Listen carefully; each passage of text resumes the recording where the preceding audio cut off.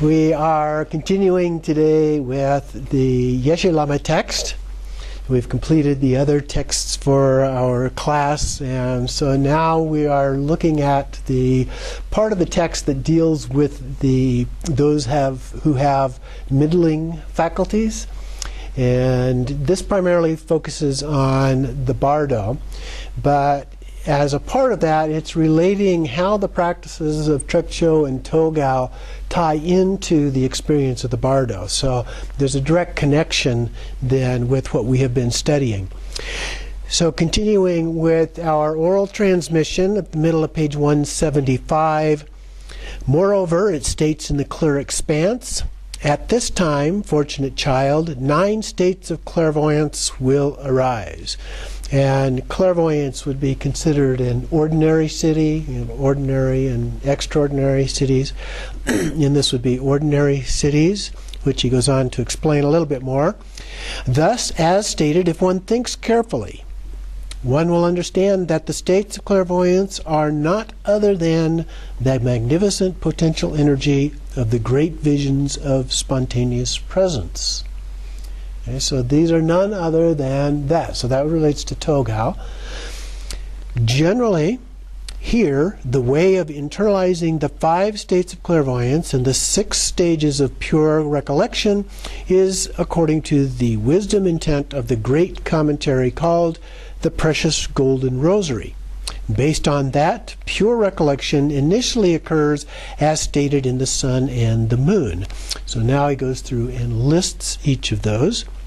By recalling first the meditation deity, at that moment one will see the face of the deity.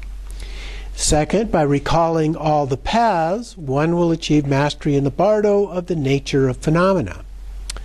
Third, by recalling the place of rebirth, all those of inferior faculties will breathe the breath of rebirth in the natural Nirmanakaya pure realms. And in the footnote it talks about this as being kind of like a sigh of relief. Oh, we're reborn in a pure realm instead of something less desirable. And then the fourth one is by recalling all states of meditative concentration, one will abide for 5 days in concentration. And then number 5, by recalling the teacher's upadesha, one's phenomena will be indivisible. And then 6th, by recalling the view, this will be like recognizing an old acquaintance from the past. Thus, as stated, by recalling the wisdom deity at the moment of vision of the deity will occur. All those with yearning devotion for the Supreme Guru will, at the moment of recalling the Guru with fervent regard, see the Guru arriving in the space before them to reveal Upadesha instructions. In order to be liberated from the city of the Bardo through the force of recalling the teachings, it is crucial to become familiar with the immediate present. It is similarly stated in the clear expanse. There are 6 states of clairvoyance, each with 6. So 6 basic and then 6 categories within each of those. Thus, this quote refers to first the functionality with the faculties, and then second, and mind, and then third, mastery of prajna, 4th, pure perception of wisdom, 5th, unerring seeing of nature of phenomena, and 6th, unerring seeing as a Buddha. And then each of these 6 has 6 degrees of purity. Pure, extremely pure, exceptionally pure, supremely pure, and so forth. These categories, which total 36, are to be understood according to the teachings of the Supreme Vehicle. It states in the conjunction of the sun and the moon, the 6 states of clairvoyance will arise for those fortunate ones. They will become aware of, first, the immediate past lifetime, second, where death occurred, and third, where the next place of birth will be. And then they will acquire the ability, fourth, to know what is in the minds of others, 5th, to understand all mysterious appearances, and 6th, to see the 6 realms of samsara. These 6 states of clairvoyance will arise with all faculties perfectly pure. Thus, this synthesizes the meaning. Similarly, all spiritual transmissions received in the past will simultaneously come to mind, and even Dharma instructions that were never heard before will arise without limitation within the mind. This is the power of total recall. The quote continues, "At that time, even the power of total recall arises in the mind, and all previously received Dharma transmissions simultaneously dawn. Likewise," excuse me, "even Dharma that has never been received comes to mind. Therefore, this is referred to as the Bardo of the nature of phenomena," or the Bardo of Dharmata, we have called it previously. And so one of the ways of looking at this is that these 6 states of clairvoyance are really relative in nature, and the Dharmakaya is in the ultimate nature. So you need to be a little bit careful about getting too caught up in the fine points of detail related to this. And the Buddha cautioned his followers about getting too caught up in these various ordinary cities and to focus on the ultimate city of enlightenment. Continuing then here at the top of 179, "Thus the continuity of the mind is purified in the inconceivable nature of phenomena. So the manner in which one peacefully abides in samadhi is as stated in the conjunction of the sun and the moon. When the continuity of samadhi naturally arises within the stream of mind, negative thoughts are permanently put to rest." Permanently. We don't see that word very often. Permanently put to rest, okay? So when we achieve enlightenment, those things become permanent, although there are those philosophical people out there who would argue, well, if you can say it's permanent, that's not really what it is. So you might say, well, it's beyond permanent or impermanent, I suppose. Anyway, continuing on in the next paragraph, "Thus, at this juncture, the signs of liberation occurring in the Bardo are uncertain due to the degrees of faculties." So this would be those of keen faculties, middling faculties, and lesser faculties. And then according to the perfected skill of the lion, it takes 5 days, according to the blazing body relic, it is but 5 seconds. In the conjunction of the sun and moon, it states, "Therefore, according to the faculties, there are 3 levels. The superior are liberated in 3 seconds. The middling achieves stability after 5 days, and it is certain that the inferior achieves stabilization after 21 seconds. I see frowns. Yes, indeed. It does look a little odd. Okay, so then he continues, in addition, the naturally arising states, according to the individual capacities, after 21 days. Okay, so again, we're getting some conflict here. So then he explains the conflict. Although these explanations are given, here those who fail to discern a second and a day of samadhi, counting them as the same, will be wounded by the claws of the scriptural intelligence of the sovereign of speech, Longchenpa. Based on that, when awareness of appearance occurs, the time it takes to think that this is an objective perception is a second of complete freedom. And a second of completed action is even longer than that. For example, it is like the difference between the sense organs ascertaining an object, knowing the characteristic of the object, and the completion of the process. So these times are not specific sections of time, if you will, or lengths of time that are being referred to here. Regardless, when the previously arising visions of spontaneous presence dissolve within the manner in which the 8 modes of dissolution occur simultaneously is stated in the naturally arising. So now we go through each of these 8. The first one, compassion dissolving into compassion resembles the rays of the setting sun. Thus, because the appearances of the 6 realms no longer exist in this nature, the name confusion is non-existent. We've transcended that altogether. The second one, wisdom dissolving into wisdom is like a child joining in his mother's lap. Thus, wisdom is not other than a mingling of the mother and child nature of phenomena. Then we have 2 together, 3 and 4. Light dissolving into light is like a rainbow vanishing in the sky. And 4th, kayas dissolving into kayas are like the vase embodiment. And the vase embodiment is like the youthful vase body and stuff. It's like not being able to see something that's inside, but it is still there. So it's within the vase, even though you can't see it. And thus, the meaning is that wisdom is inwardly radiant without establishing specific characteristics such as heads and arms. So they're there, but we can't specifically see them. The 5th one, now again, 2 more together, 5th and 6th. So 5th, non-duality. Dissolving into non-duality is like a river merging into a river. Freedom from extremes dissolving into freedom from extremes is like space dissolving in space. Thus, by mingling the object dissolving in and the dissolution with emptiness as the objectless focus, this is the manner in which one abides in the wisdom intent, the great state beyond thoughts. So things arise, they abide, and they dissolve and vanish. Number 7 then, the entranceway of pure wisdom dissolving into the nature of original purity is like a snow lion poised on a snow peak. Thus, this indicates the measure of fearlessness and lack of anxiety that is achieved because awareness has arrived in its own place. So the snow lion represents this fearlessness and lack of anxiety, and so we achieve the same.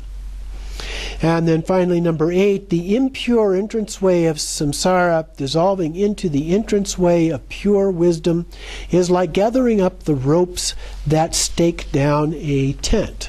Continuing on the next page, thus this is analogous to gathering everything within the soul vital essence. So don't get attached to the ropes, or don't imagine them to be snakes, or other kind of things like that, but look at them for what they really are. The key point for achieving liberation in this way is to abide in unimpeded empty awareness as the nature of original purity beyond thought and expression.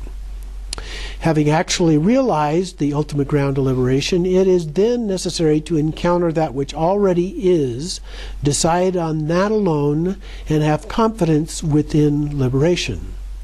Should sound familiar? There's 3 statements of Garib Dorje right there. Appearances by nature, when observed objectively, seem to be limitless, but when observed subjectively, nothing whatsoever exists. However, even fixation upon the thought of non-existence is naturally liberated in the first instant that one's own nature is nakedly revealed without mental analysis.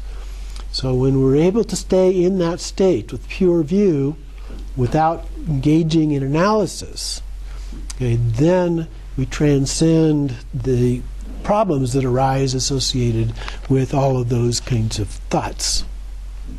This is the key point, clearly defining the original ground of liberation.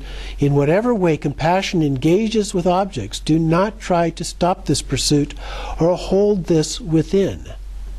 The awareness placed precisely upon its own source, unimpeded cognition is without the distinctions of outer, inner, and between. In this way, the Bardo appearances will be naturally pure in the radiance of awareness. So now we apply the same principle to the experience in the Bardo, and those appearances, as long as we don't get attached to those, then we recognize their natural nature, and of course then achieve enlightenment. This is the key point of the quintessential heart essence for recognizing the state of liberation with precise awareness. These 3 key points of Upadesha were left behind as my share of good fortune by the omniscient Guru on the occasion when he went to the forest of Chimpu. They are cryptic and potent, concise and pithy, profound and of great import. Except for heart disciples, this Upadesha must otherwise be sealed in secrecy. So he's referring here to the omniscient guru as Longchenpa and his experience of him when he had those visions when he was in his own retreat. So, sealed with the weight of his command, it will be difficult for others to understand this. So it is considered to be self-secret, or referred to as self-secret. Others can read it, but they won't understand it. Having discovered this from the Vajratantras, although I have realized this meaning in many others, if I try to explain it to other beings, they will be incapable of comprehending or realizing this. Once again, dissolving back into me, this will vanish like waves emerging and dissolving into the ocean. So they become secret in that way. Thus he spoke. In brief, these revelations of the visions of spontaneous presence dissolving in 8 ways and so forth apply at any time in the bardo, while securing the ground or recognizing one's own nature. Awareness is more exalted than the initial basis of confusion. One's own nature of phenomena is clear. The defining features of one's own discerning awareness are known. Liberation occurs in the domain of wisdom. The result is not dependent upon the circumstances of another source. Wherever the inconceivable nature of phenomena is directly ascertained, that is known as the great ground of original liberation. As in the naturally arising, it states, the ground of liberation is wherever the original ground abides. So this is not a fixed place of any kind, okay? Just wherever it manifests in terms of our thought processes. So it is taught. If this is explained according to the nature, the aspect of outer clarity is like the light of a crystal dormant within. Having dissolved, yet not being obscured, is the nature of the Dharmakaya. The intrinsic nature, clear and non-conceptual, is the basis of the arising of both aspects of Rupakaya. So you have Sambhogakaya and Nirmanakaya. The engaging of compassion is the inexhaustible ornamental wheel of the nature of enlightened body, speech, and mind. So this ornamental wheel, the ornament of something, so that's a manifestation of it. It's not the source itself. This nature of phenomena is able to arise in the minds of those to be tamed, like how the reflection of a moon is able to appear in how many vessels are filled with water. This is the way the ever-youthful vase embodiment of the Dharmakaya abides. So it in of itself is not something we can see, and yet we can see reflections like the moon in water, and many, many reflections if you have many little jars of water sitting around. You can see that. It states in the clear expanse, the nature of empty radiance is the kaya of wisdom. The intrinsic nature of compassion is without bias or direction, and great inseparability is the primordial Buddha. So it is. Although manifestations do not diverge from the state of the ground of original purity, the Rupakaya arises from the energy of the spontaneously present ground of appearances. So those then relate to, in the first case, original purity would be Trekcho practice and the experience of that, and the spontaneously present ground of appearances would be related to the Togal practices. So again, he's tying these back together with what we have been studying. Those who believe in these tenets must understand this key point. The sovereign of all victorious ones, that would be Padmasambhava, also said that emanations do not manifest from the state of original purity because the ground transcends the coarse appearances of kayas and wisdom manifestations. Now, this little section we've got to be careful with here because it appears to contradict things that we've said before. So, okay, so here he's saying the emanations don't come from the original purity because they represent coarse objects, kayas in this case, but coarse objects, so they can't come from the original purity. So, we go on, the emanations that manifest appear to actually accomplish the welfare of sentient beings. It looks like these are being beneficial to beings. This will manifest from original purity as the arising of the appearance of the ground of spontaneous presence. So it's not the actual spontaneous presence, but the appearance of the spontaneous presence. So the appearance is not really real, so to speak. When these manifestations occur on the path, there are two. And so we're talking during the experience of meditation. First, the body of the great transference, which will be like an invisible rainbow body, and the natural pneumonikaya, both of which appear to be other than the beings they are taming. So on one hand, they appear to be different than other beings. Okay, so there is a distinction, and that is clear. One must recognize that whenever emanations appear in the bardo, okay, so now he's relating this to the bardo experience, they benefit one's appearances arising as samsara through the entranceway of spontaneous presence. So we can have these experiences during the bardo, okay, but those are not real. That's still part of samsara. Okay?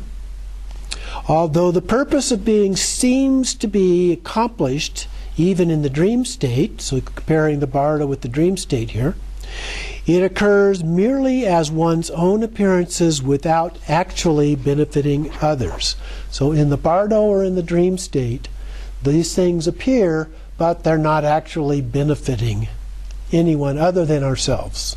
Okay, so they can be beneficial to us, but not to others, because any others that appear are not real. All right? Since this is a key point concerning the exceptional tenets of the Great Perfection approach, it is somewhat difficult to comprehend. Okay? So I had to read this through 2 or 3 times so I could kind of sort out exactly what it was trying to say and emphasize here. So you may want to do that again or read it through to make sure that that is clear. So then that concludes that part 3, and so now we move into the fourth of the bardos. The Bardo of Existence is the term used here in the text, oftentimes referred to as the Bardo of Becoming. Fourth, the Bardo of Existence is as follows. The outer body is now a mental body, and we've talked about this before when we've talked about the Bardo, with all the sense organs and the ability to move about without obstruction. So we're able, in terms of the mental body, to move anywhere. We can move through solid objects and all of those kinds of things. Nothing is going to block us in that sense. The inner mind has many notions that engage with anything. The combination of both body and mind can engage anywhere unimpededly, with the exception of 2 places: the Vajra seat and the mother's womb. What are those? Here, in general, the Vajra seat of India is the undeniably great supreme power spot where the deed of enlightenment will be revealed by all the Buddhas of the fortunate age. And this is Bodh Gaya under the Bodhi tree. Okay? If this place is obvious to most pure and impure beings, however, why would the magical body in the bardo that instantly arrives at any place that comes to mind be prevented from going there? If the answer is because of negative karma, then why can even groups of heretics and barbarians wander there these days without any difficulty? Anybody can go there, right? So if anybody can go there, regardless of your karma, or even whether you're Buddhist or not, it's just it's a travel site. You know, anybody can go and they can see it, be there. So then there must be something wrong with the logic here. So he addresses that. There is no cause or circumstance why the mental body spoken of here should be obstructed. Yet, because there is an object to be purified, the ground of liberation is obscured. The mother's womb is obstructed through the force of karma. The way of ascertaining the 2 places according to the assertion of the sovereign of all victorious ones, Pema Lodro, it would be Pabhasambhava again, is that although some ordinary teachers recognize the Vajra seat to be Bodhgaya India, here it refers to the inner space of unchanging original purity, the supreme place where all Buddhas will be enlightened. Okay, so he's saying, yeah, traditionally they've said the seat is Bodhgaya where the Buddha attained enlightenment, but in reality it is in fact in our own Buddha nature. Okay? This is the pure entranceway to enlightenment. The womb of the mother is the impure entranceway to samsara, including any birthplace of the 6 classes of beings. One should therefore know that these places are not meant to be taken literally. Okay? And he hits on that several times. I won't say over and over again, but a number of times, to be very careful about taking the teachings too literally. You know, if you go back again to the 4 reliances, and we get to that 4th reliance of looking at it in terms of the transcendent wisdom, and you put these things in that context over and over again, then you will have the correct understanding of those. If you realize them or recognize them at a lower level of realization, a more literal, for example, form of realization, or even a sense of meaning of what that literal interpretation is, you can be off base with that. So you have to be very careful about understanding the context, particularly in the practices of Dzogchen. Okay, because it is assuming that is the context for everything, literally everything. Okay? Furthermore, it can be understood that the beings of the Bardo, of the existence of the capable of entering anywhere unobstructedly, be it mountains, crags, or any other elements, that beings can enter crags, boulders, eggs, the trunks of trees, and so forth, is obvious to everyone. Well, maybe not obvious, but within the teachings is certainly well articulated. If they were to actually possess independent flesh bodies and organs, it would contradict the meaning of a mental body. Okay, so within the Bardo, having a mental body, there's no physical form, so there's no way that a physical form could cause an obstruction. Okay? Form can cause an obstruction for form, but lack of form does not create an obstruction of any kind. Okay, now I lost my place here, just a minute.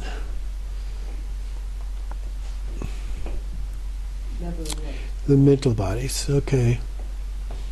Nevertheless, it is referred to as a mental body because they think they exist according to their own phenomena, like the arising of dream appearances. Okay, so it's like a dream in the Bardo, it's like a dream. It appears to be as physical as we tend to perceive things in this realm. It is taught those who are mental bodies, who have the corporal form of their previous existence with faculties complete, who are unimpeded, perceived by the same class and by those with the pure vision of the gods, and who are Gandharvas unable to return. Thus, except for the Bardo beings of the same class and those who have achieved the eye of the gods, Bardo beings cannot be seen by anyone else. So we can only see, according to this, those who are in the same class as ourselves, or our capabilities based on the kind of training that we have had, the practices. Yet they can be seen by other beings in their respective places, in bodies that are a collection of the 4 names, propelled by karmic winds, and like feathers carried by a breeze, they are unable to find their own place to rest. What it's talking about here, the 4 names, is a reference to the last 4 of the 5 aggregates. So the 5 aggregates without form, if you will, the solid part. Okay? Their state of mind is uncontrollable and uncertain, yet their power of memory is 7 times keener than before. In that state of mind, they think, I am dead. And that thought alone is an overwhelming source of misery. At that interval, for however long the remaining time in the bardo is, the first half will be in the image of the body left behind, and the second half in the expression of the body of future rebirth. Now, for example, in the Tibetan Book of the Dead, it talks about in the Bardo of Becoming these two halves to the bardo. The first half reflects back on our previous lives, the karma experiences and so forth, and then the second half relates to our future incarnation and looking at what that may be like. So that's what he's referring to here. However, if the place of rebirth is to be the formless realm, so we have desire, form, and formless realms, it is important to know that because there is no form that will appear, nothing arises except emptiness. In addition, even though one may have entered the path of the secret mantra, if the great Samaya with the Vajramaster has been corrupted, rebirth will be taken in Vajra hell. Through the karma of having accumulated any of the heinous non-virtues, including rejecting the Dharma and so forth, one will directly descend to the lowest rebirth. If liberation occurs due to realization, there will be direct ascent. Those who have accomplished Poa will be able to take rebirth anywhere unimpededly, and the bardo will cease. Now, generally speaking, anywhere it's referred to there is in a Buddha field. Others who were never introduced to this Dharma, or who were but had no confidence, impaired Samaya, or failed to practice, will experience the bardo of the nature of phenomena only briefly, and the opportunity for liberation will not occur. So it's important that we do the practice, that we have a good understanding of what these potential experiences might be. Now, other sources will point out that not everybody will have identical experiences, partly because we don't have identical backgrounds, we don't have identical practices, we don't have identical karma. I mean, all of these things are said to factor into that. But in one way, you could look at these as being approximations of what might happen. Okay? For those in a state of perpetual reaction and fear, in the way in which they relentlessly wander in the Bardo of Existence is as follows. Every seventh day, the phenomena of rebirth and death will arise, causing intense suffering. That is why the strength of virtue through practice is increased every seventh day, and the ceremonies performed for the deceased are so extremely beneficial. One of the models, and there are many different models, related to the Bardo experience, we talk about the 49 days in the Tibetan Book of the Dead. But some of those break those up into 7 groups of 7 days. Okay, so that's 49. And the 7-day experience is repeated every 7 days in those. Okay, so the different approaches of whether it's more of a continuous 49-day experience or an experience that gets repeated and more intense in each of those 7 days. In general, it is taught that the longest period one remains in the bardo is 49 days, while the shortest is 7. Otherwise, it is also taught that by the force of virtue, a sudden transference may occur, and according to individual karma, the time of the bardo may be longer than usual. So, even though 49 days is considered to be the longest, it isn't necessarily the actual longest. It's like a normal curve. You know, when you look at statistics, it's within 1 or 2 standard deviations, let's say. So the sudden transference may occur, and according to individual karma, the time of the bardo may be longer than usual. So, for instance, although the predetermined life expectancy may be 100 years, the desire realm, there is also the unexpected circumstance of an untimely death. By ingesting pills that enhance the life force, it is also possible to extend life expectancy. Nevertheless, analogous to the restoration of a defective irrigation canal by the insertion of a spout, at this time in the bardo, with the miraculous ability to instantly arrive wherever wished, Those who have seen this Dharma will recognize the Bardo, and in that instant, the Nirmanakaya pure realms of the 10 directions will be brought to mind. Then, by directing the mind to those realms with intense concentration, the habit of holding to the Bardo of Existence as a true experience will be purified. Okay, so when we're looking at that as an actual experience, that's an impure vision. So we can purify it, though, by looking at it with intense concentration and understanding its true nature. By the blessings of the truth of the nature of phenomena entering the stream of mind, the potential to take future rebirth in samsara will be exhausted. So we can actually attain enlightenment then at that time. By taking rebirth in these pure realms, enlightenment will be achieved. Otherwise, even if the truth of this Dharma is not realized, as long as the Bardo being is familiar with the wisdom kayas of the great yoga, then as Shantapuri, who possessed the eye of Dharma, stated, by the reversal of the clear light of sleep or death, once again the consciousness of the basis of all emerges only as the arising of mental activities, the mind of the dream state. The mental body completed with all sense organs is attained, similar to an instantaneous generation of the 5 fully purified states. So it looks kind of like that. In the manner of generating the original protector, may the magical Bardo body arise as Sambhogakaya. So may we transcend that dreamlike state of the Bardo into the Sambhogakaya form. So those 5 fully purified states referred to in the footnote talk about the moon seat, the sun seat, the seed syllable, the hand implements, and the kayas of the deity. Thus, one must bring this to mind.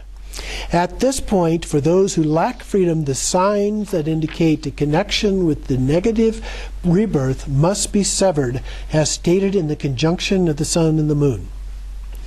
Bardo beings who are destined to become gods and humans will see the color white, Titans and animals yellow, deprived spirits light that looks like smoke. Hell beings will see something similar to logs or shredded black wool.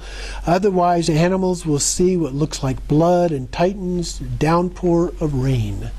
So these, again, are different impure kinds of experiences that we might have in the Bardo. The orientation of the head is as the quote continues, at this point, the head will be like this. Gods and humans will face upwards, Titans and animals will look straight ahead, and deprived spirits and hell beings will face downward. These are the signs of the future place of rebirth. Thus, the indications of the pure place of rebirth in the 6 classes will arise as light, images, and other substantial appearances in the following way. If rebirth is to be taken in higher realms, the Bardo being will see white light about a mile long, and his or her head will be facing upward. Those who will take rebirth in the lower realm as deprived spirits or hungry ghosts will see smoke. Hell beings will see what appears to be a log or a shredded black wool. Animals will see dark-colored blood, and Titans, or jealous gods, will see a downpour of sleet. The heads of those destined to become Titans and animals will be oriented horizontally. Those of hell beings and deprived spirits will face downward. The differences should be carefully considered. Furthermore, the Bardo being who will become a god or human will actually see that future place of rebirth. Similarly, animals will see forests and islands. Hell beings and deprived spirits will see dazzling flames of fire, and so forth. So giving some hints, and these are similar to, I didn't go through and do a point-by-point comparison with the Tibetan Book of the Dead, but my recollection is they're slightly different, but very similar. In brief, all those will take rebirth in the desire realm will experience a yearning for objects. Those who will take rebirth in the form realm will feel a yearning for light. Those who will be born in the formless realm will experience a yearning toward the mind in a state of nothingness. Wherever rebirth is to occur, the mind will constantly return to that place, and the yearning will continue to escalate while the consciousness goes there to take a look. Okay, so stronger and stronger, we're drawn into those particular realms. Haunted by terrifying appearances, the consciousness will see the place as a refuge. So the other experiences that are going on around us that have just been described, we're trying to escape those, trying to get away. And so we see these places as a place of refuge. And the mind that wants to take shelter will, in a split second of attachment, be reborn there. Because of the lack of coarse physical support, the desire to search for a body will be predominant. Remember, we have no form body, just a mental body at this point. So we want to regain that sense of form. But no matter how strongly that increases, great care must ensue so as to not enter a negative realm. One other thing that just occurs to me as reading this section is that as we look at this, it talks about taking shelter in these places.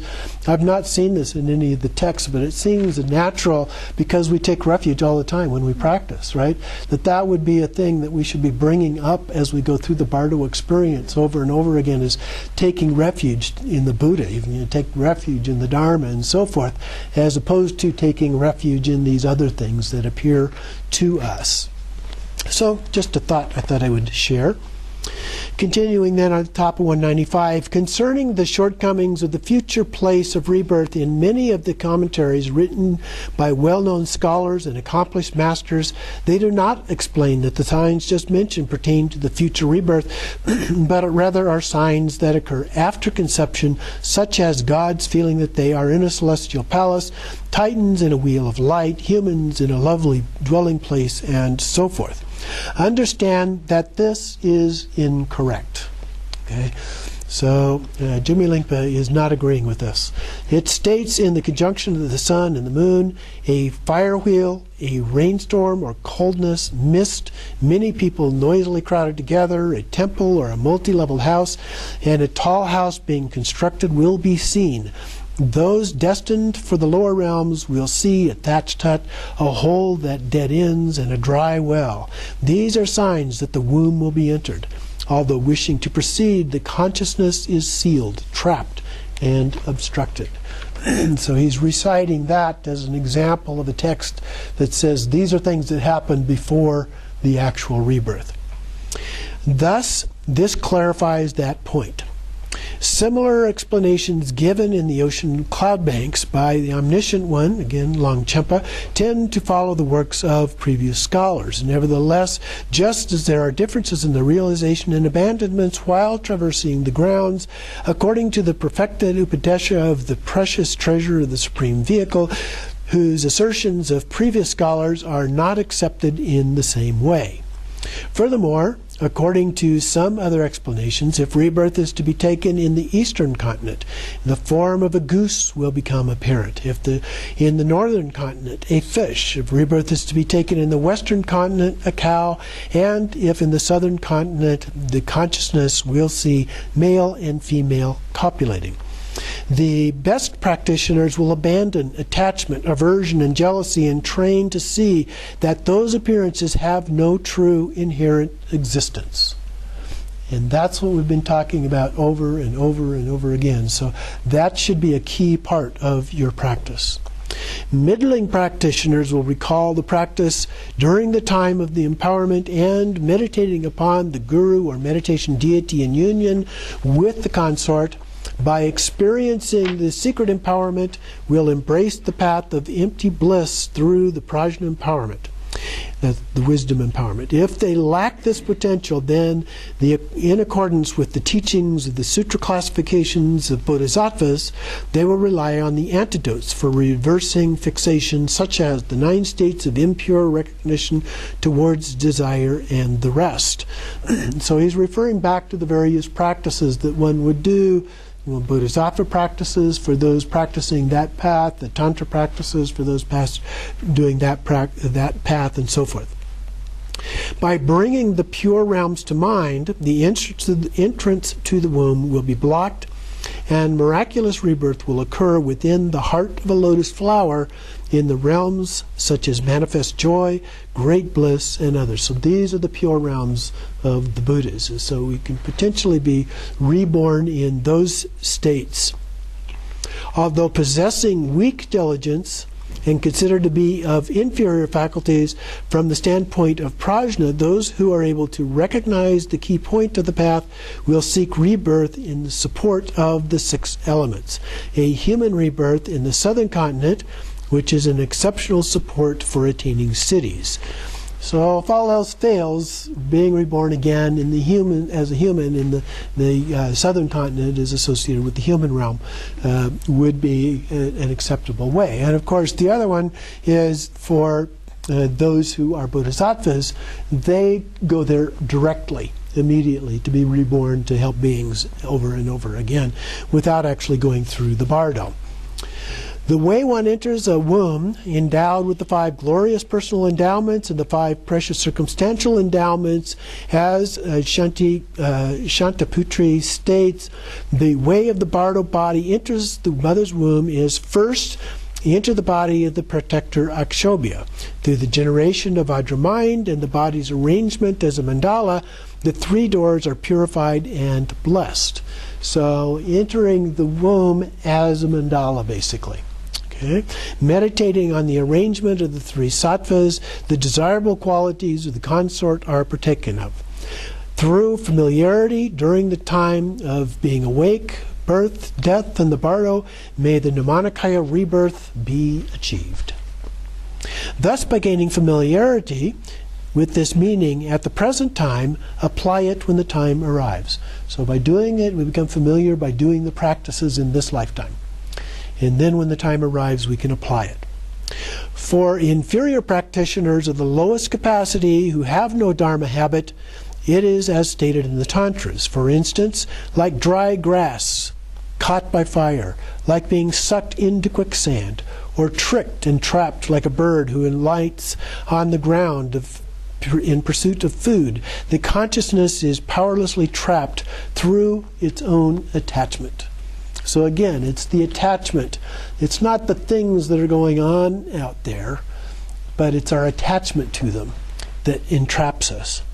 Thus, due to the power of being caught as a bardo consciousness in the trap of the sexual union of father and mother, their act of copulation becomes the support for entering the womb. So when we see that experience, if we don't have the training of viewing that as being the deity and the consort and so forth, and we see that as just 2 beings having sex together, then we get drawn into that. And as a result of that, we get entrapped into rebirth again in samsara. Of the limitless beings in the Bardo of Existence, those with karma will be like flies attracted to solid meat in the summer and will enter through the lower orifice without any control. At that time, by praying to be reborn in a pure realm and taking refuge, the Bardo being can close the entranceway to negative rebirth. So in the Tibetan Book of the Dead, it talks about a number of those. In the Natural Liberation text, talking about the 6 Bardo teachings of Bhavasambhava, also talks about a number of different ways that one can close the entranceway to the womb and then become enlightened. By choosing and directing the mind to an excellent rebirth, the Bardo being will obtain the precious human body with 18 qualifications. Then, by meeting the virtuous spiritual teacher who accepts one as a disciple, liberation will be attained. This brief explanation and illumination of the process of the Bardo is intended for those few individuals who, by the power of merit and time, have devotion for the heart essence and are inclined to practice. Knowing that it is rare for beings to flawlessly realize the fundamental nature and to have confidence that they will be liberated during their life or at the time of death, it is my fervent prayer that there is still some chance for liberation during these occasions. So when you look at the Tibetan Book of the Dead, it refers to opportunity after opportunity after opportunity within the Bardo. to become enlightened. So his prayer is simply that we are able to take advantage of those. If we don't achieve the earlier ones, that we're able to achieve some of the later ones in that process, and never have to be reborn in samsara, unintentionally at least, as a bodhisattva to help others. So that concludes the section on those of middling faculty, tying it back not only to the bardos but also to how that relates to our practice in terms of Tantra, and even more so in terms of Dzogchen as a way of helping to prepare us for the bardo as a part of that.